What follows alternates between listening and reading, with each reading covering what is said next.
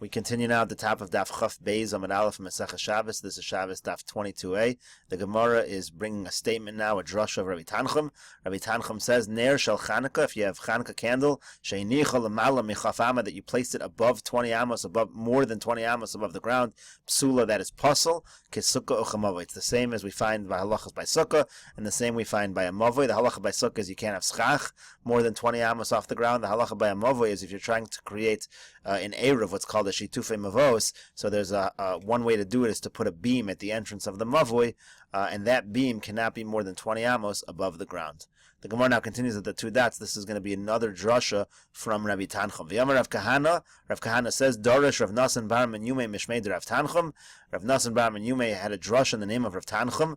Mai dichsiv v'habor reik ein bo mayim. What does the pasuk mean when it says that the pit was empty and it had no water? What's the difficulty? Once it already tells us the pit was empty, don't I already know that there's no water in it? Rather, why is the pasuk saying there was no water? You're supposed to infer that there's no water in there, but there were snakes and scorpions in that pit. And of course, this is referring to the pit that Yosef was thrown into by his brothers. Gemara now continues at the two dots. Amar Rabba says, Ner Chanukah mitzvah lahanicha betefach hasmucha lepesach. The Ner Chanukah, it's a mitzvah to place it within a tefach of the doorway. Vehechan manachle, and where does he place it? Rav Acha bre de Rava Amar miyamin. Rav Acha, the son of Rava, says he should put it at the right of the doorway. Rav Shmuel midifti Amar mismol. Now Rav Shmuel midifti argues, it says it should be at the left. Behilchasa mismol, and the halacha is it should be at the left. Kedei shetehei ner Chanukah mismol umezuzah miyamin. That way you're going to have ner Chanukah on the left side, and you'll have the mezuzah on the right side. Essentially, you'll be surrounded by these mitzvahs. Amar Rav Yehuda Amar Rav Asi. Rav Yehuda says in the name of Rav Asi, Osir lahartzos mos keneged ner Chanukah. It is forbidden for a person to count money using the light of the Chanukah candles. Ki amrisa kamei de Shmuel. When this was said before, when I said this before Shmuel, Amar li, he said to me, V'chi ner kedusha yeshba. Is there any holiness in this ner Chanukah that you shouldn't be allowed to do this? Maskif lo Rav Yosef. So Rav Yosef asks, what do you mean? V'chi dam kedusha yeshba. You think there's any holiness in blood? The Tanya, but we learned in a brisa, v'shafach v'chisa. It says that there's a mitzvah to cover up the blood when you slaughter an animal. So it says he's going to pour the blood and cover it up. B'mesha shafach yechasa shelo yechasenu beregel. So the Gemara makes a drush over here, using that which you pour, that's what you should use to cover it. Don't use your feet to cover up the blood. Shelo yehu mitzvahs bezuyos olav. In that way, mitzvahs are not going to be a bizayon, they're not going to be disgraceful to you. Rashi here explains, Ba'mesha shafach means biyado, use your hand to cover up the blood.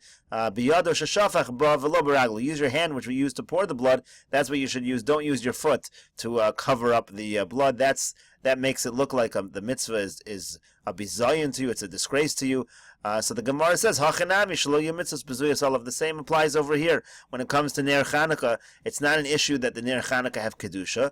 The reason why you're not supposed to count money using the light of the Chanukah candles is because that makes it look like it's treating the mitzvahs like they're a bizayon. Gemara now continues at the two dots. Bo minei me Rabbi Yoshua ben Levi. They asked Rabbi Yoshua ben Levi the following question: Ma'u lehistapik minoye sukkah kol shiva. Can you use for your own benefit, essentially, the decorations that are in the sukkah during the 7 days of Sukkot? Is that allowed? Rashi here explains, Noye Sukkah, Rashi says, Peiros shetolin bolanoi. We're talking here about fruits that you hung for decorations, so now you want to use them. You want to eat those fruits. Is that allowed or not? So the Gemara answers, again, this was a question from Rabbi Yoshua ben Levi. Amar Le said, he said to them, Amar Lahu, he said to them, Hare Amru Asr Lahartzos Mos Keneged Ner Chanukah. Didn't they say you're not allowed to count money by the Ner Chanukah? So meaning he seemed to be saying, just like you're not allowed to count money for using the candles from the Chanukah candles, so too, you should not be allowed to use the Noy Sukkah. Amar Rav Yosef said about this, Morei de Avram, master of Avram, Tali Tanya b'delo Tanya. He's actually he's answering a question that is in a brisa using something that's not found in a brisa. Meaning, if you're going to explain the halacha of sukkah, of Noy Sukkah, you shouldn't use Chanukah. Chanukah is the one with less of a source than by sukkah. And now the Gemara explains. Sukkah Tanya, when it comes to sukkah, we have a brisa about this issue already. Chanukah lo Tanya, when it comes to Chanukah, there is no brisa.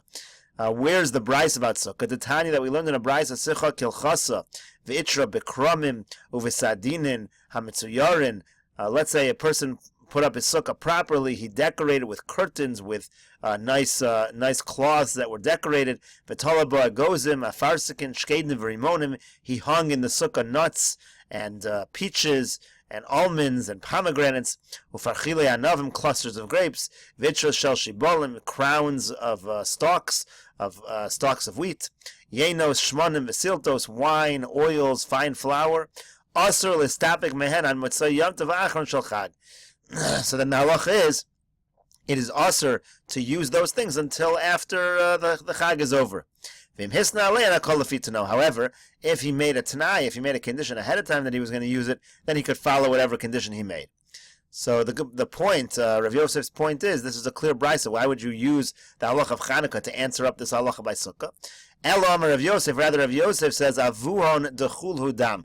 The source, the father of all these halachas comes from the halacha we said before about covering the blood. That idea is the source for not treating mitzvahs in a disrespectful manner, and therefore that applies to the Noy Sukkah, and that applies, of course, to Chanukah candles as well. The Gemara continues now the two dots.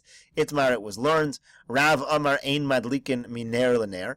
Rav says a person cannot light Chanukah candles one candle to the next. Ushmuel Amar madlikin. Shmuel says you could light candles one candle to the next.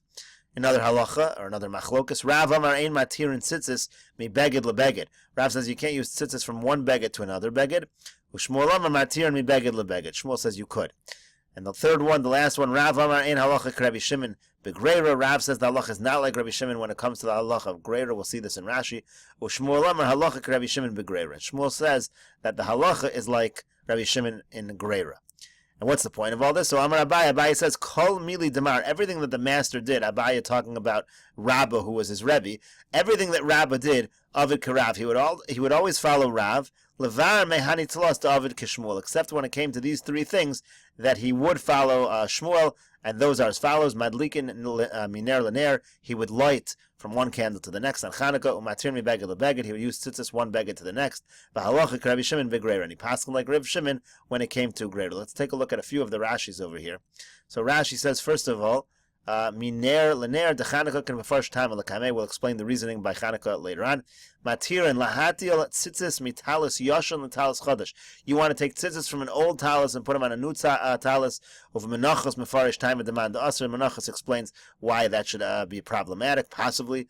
And finally, the last halacha Rabbi Shimon, damar davar shein miskavein mutter. Rabbi Shimon holds that on Shabbos, if you do something that you don't have kavanah to do this malacha, it's mutter, it's okay. V'yafagav t'ka'avid charetz, even though he's making a ditch in the earth. This is talking about when you're dragging a chair along the earth on Shabbos, you're making a ditch, but you're not having kavanah for the ditch, you're having kavanah just to move the chair.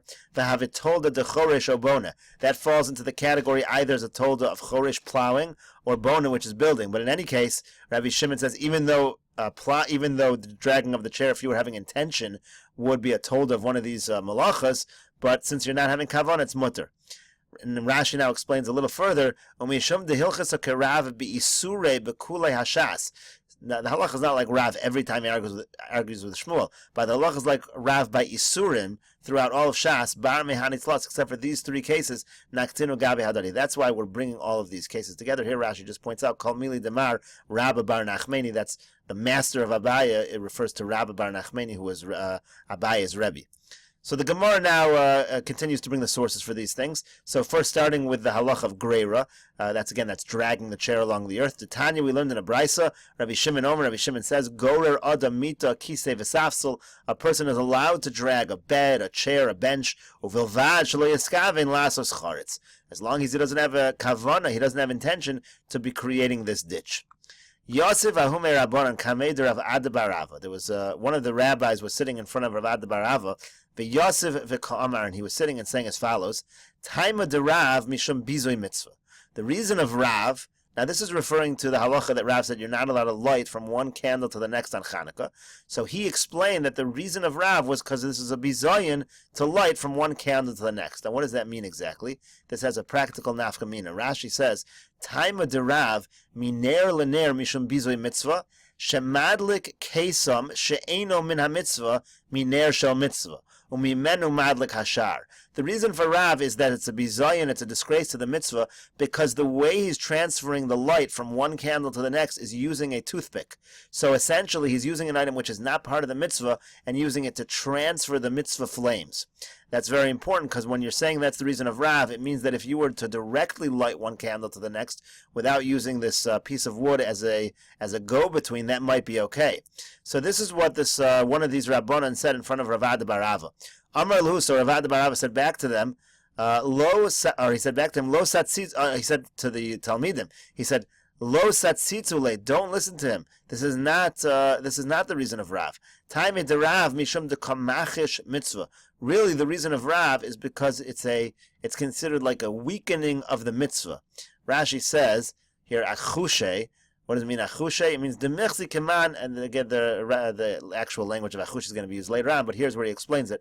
Achushe demichzi keman de shokil nahora, veshoev ktsas milachluches shamno. It looks like he's taking away part of the light, drawing up part of the moisture of the shemen. So that's the real reason of Rav. So he said to them, Lo satzitzule, don't listen to him. Time de Rav mishum de kamachish mitzvah. He's weakening the mitzvah. My beinaya, what's the practical difference? Ika beinaya de kamatlik misharga l'sharga. This is like what I just mentioned earlier. The difference is if he's lighting directly one candle to the next. Man dam mishum bizoy mitzvah. The person who says it's because it's a disgrace to the mitzvah, misharga l'sharga madlik, he would be allowed to light from one candle to the next. That would not be a bizayin of the mitzvah. Man dam mishum echushe mitzvah. The one who says that it's because he's weakening the mitzvah, misharga l'sharga nami aser, would also be aser if he did it from one candle directly to the next candle. Meisiv Rav Avia asks, Sela Shel, and we'll continue this question of Rav Avia when we go to the next video, Daf Chaf Beis, Amud Beis.